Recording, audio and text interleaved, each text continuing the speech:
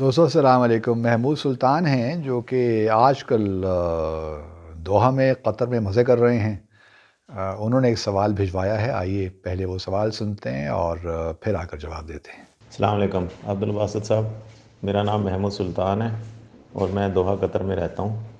میرا ایک سوال ہے اور ایک ضمنی سوال بھی ہے اسی سے ریلیٹڈ، کہ یہ کہ 1963 میں پاکستان نے ایک کافی بڑا علاقہ جو نادرن کشمیر کا علاقہ تھا اور پاکستان والی سائڈ پر تھا وہ علاقہ، وہ چائنا کو کیوں دیا تھا؟ Pakistan ceded land to China, اس کی کیا ریزن ہے؟ ایک تو یہ مجھے آج تک سمجھ نہیں آئی۔ دوسری بات یہ ہے کہ لداخ کا علاقہ جو ہے وہ جموں کشمیر کا علاقہ بنتا ہے۔ یہ علاقہ ایسا ہے کہ شروع سے 1947 سے لے کر یا اس سے پہلے بھی یہ راجہ ہری سنگھ کے زیر کنٹرول رہا ہے، اور اگر وہ علاقہ جموں کشمیر پاکستان میں شامل ہوتا ہے تو وہ بھی کشمیر کے ساتھ لداخ بھی پاکستان میں آنا چاہیے۔ تو چائنا اس پہ اپنا حق کیوں جماتا ہے اور چائنا کیوں چاہتا ہے کہ یہ علاقہ مجھے مل جائے سارا، اور پاکستان اس پہ کوئی اعتراض کیوں نہیں کرتا کہ چائنا ایک وہ علاقہ جو ڈسپیوٹڈ علاقہ ہے پاکستان اور انڈیا کے درمیان، چائنا اس میں انوالومنٹ کیوں کرتا ہے؟ یہ دو چھوٹے چھوٹے سوال ہیں، ان کے کائنڈلی آپ جواب دے دیجیے، بڑی مہربانی۔ السلام علیکم۔ جی محمود سلطان صاحب، بہت شکریہ آپ کے سوال کا، بڑا دلچسپ سوال۔ اب بندہ تاریخ میں کتنا پیچھے جائے کہ سوال ان دو سوالوں کا جواب دے سکے۔ جہاں تک پاکستان نے کیوں 2 مارچ 1963 کو جو ہمارا پاکستان چائنا باؤنڈری ایگریمنٹ ہے وہ کیا، اس کی بنیادی طور پہ تو اسٹریٹجک میں سمجھتا ہوں ایکسپلینیشن ہے۔ کیونکہ اس زمانے میں آپ کو یاد ہوگا سائنو انڈیا ایک جنگ ہوئی تھی 1962 میں، اس میں جو ہمارے ملٹری الائز تھے یو ایس وغیرہ، انہوں نے ہمیں بہت جو ہے انہوں نے بھارت کو بہت سپورٹ کیا اور ہمیں بھی روکا کہ ہم سیکنڈ فرنٹ نہ کھولیں، کیونکہ وہ ہمارے لیے ایک اچھا موقع تھا۔ تو چونکہ جو ہمارے ویسٹرن الائز تھے سینٹو سیٹو وغیرہ میں، انہوں نے ہمیں سپورٹ نہیں کیا بلکہ بہت تنگ کیا اس زمانے میں، تو اب ہمارا خیال یہ تھا کہ اب ہمیں ریچ آؤٹ کرنا چاہیے چائنا کے ساتھ، کیونکہ ہم افورڈ نہیں کر سکتے تھے کہ بھارت بھی ایک بڑا ہمارا مغربی مشرقی سائڈ پہ ہمارا جو ہے دشمن ہو، اور پھر ہمارے چین کے ساتھ، چین بھی ایک بہت بڑا ملک، اس کے ساتھ بھی ہمارے تعلقات خراب ہوں۔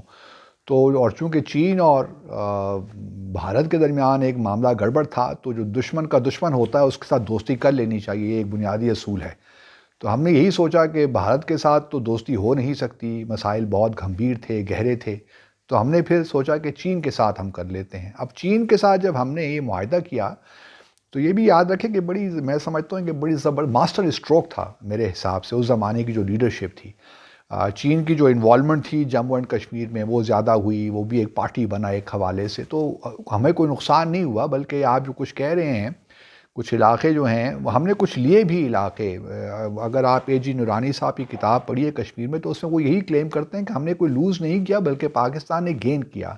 ہم نے اکسائی چین وغیرہ پہ اپنا کلیم اٹھا لیا، کیونکہ لداخ وغیرہ دیکھیے، اگر آپ پرانی ہسٹری میں جائیے، اور جب جو یاد آ رہا ہے کہ رنجیت سنگھ نے جب کشمیر پہ اس علاقے میں قبضہ کیا، جموں اس علاقے میں تو پونچھ وغیرہ میں، تو اس نے جو جموں کی جو تھا وہ گلاب سنگھ کو دے دیا، اس کو وہاں کا راجہ بنا دیا۔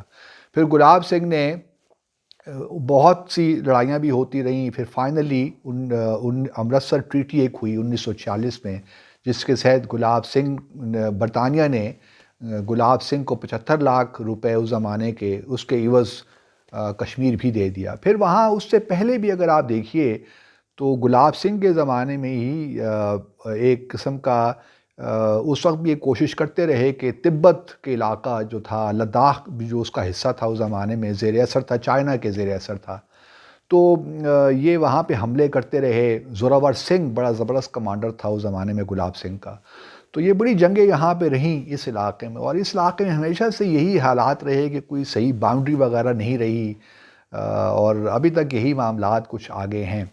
تو جو میں کہنا چاہتا ہوں کہ یہ علاقہ جو اس وقت اکسائی چین وغیرہ ہے، اس پہ اگر ہم نے کلیم اٹھایا تو وہ تبت کا علاقہ تھا، اور وہ چائنا ہمیشہ اس پہ کلیم کرتا رہا ہے، اور چائنا کا بھی کلیم ہے. اور پھر ایک اور بات بھی یاد رکھیے کہ جو ہمارا باؤنڈری ایگریمنٹ ہے 2 مارچ کا، اس میں ایک آرٹیکل شاید 6 ہے، اس کے تحت جب بھی پلیبسٹ ہوگا لداخ میں، ان سب علاقوں میں، تو یہ سارا جو ہے boundary agreement will be reopen to be re negotiated.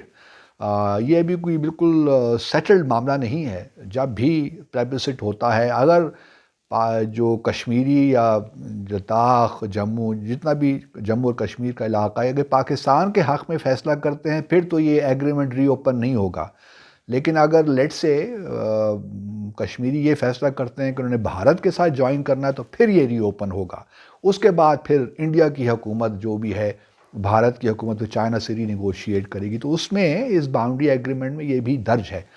تو یہ ایک اچھا، میں سمجھتا ہوں کہ ہمارے حساب سے ٹھیک ایگریمنٹ تھا، اور یہ ہمیں کرنا چاہیے تھا. اور مجھے خوشی ہوتی ہے جب میں دیکھتا ہوں کہ اس وقت کی جو ہماری لیڈرشپ تھی بڑی ویژنری تھی، اور انہوں نے صحیح فیصلہ کیا. اس کے بعد پھر 70 کی دہائی میں ہم دیکھتے ہیں کس طرح قراقرم ہائی وے بنی، اپرچونٹیز پیدا ہوئیں، اور چین کے ساتھ ہمارے تعلقات بڑھتے بڑھتے اب اس لیول پہ آ گئے ہیں، اسٹریٹجک لیول پہ آ گئے ہیں.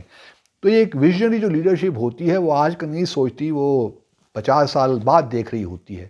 اور یہی بدقسمتی ہے کہ آج کل ہمارے ہاں کمی ہے ایسی لیڈرشپ کی. ایسے لوگ نہیں ملتے ہمیں جو کہ فار سائٹڈنس کا مظاہرہ کریں، لانگ ٹرم ویژن رکھیں.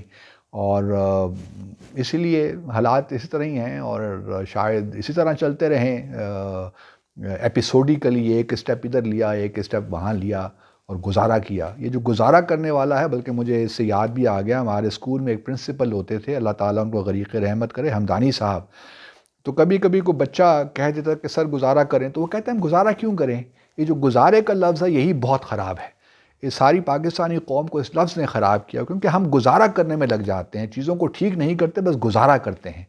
تو ہم امید کرتے ہیں کہ اب جو گزارا کرنے والی فلسفی ہے، اس سے باہر نکل کر چیزوں کو بہتر سے بہتر بنانے کی کوشش کریں گے. آپ کے سوال کا بہت شکریہ.